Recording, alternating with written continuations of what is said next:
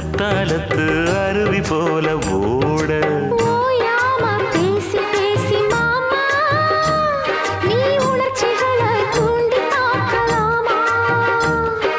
வாயாடி லாபம் என்ன மாமா நீ விஷயங்களை ஆற போடலாமா வெச்சது யாரு சொக்கப்படி என்னவ பண்ணப்படி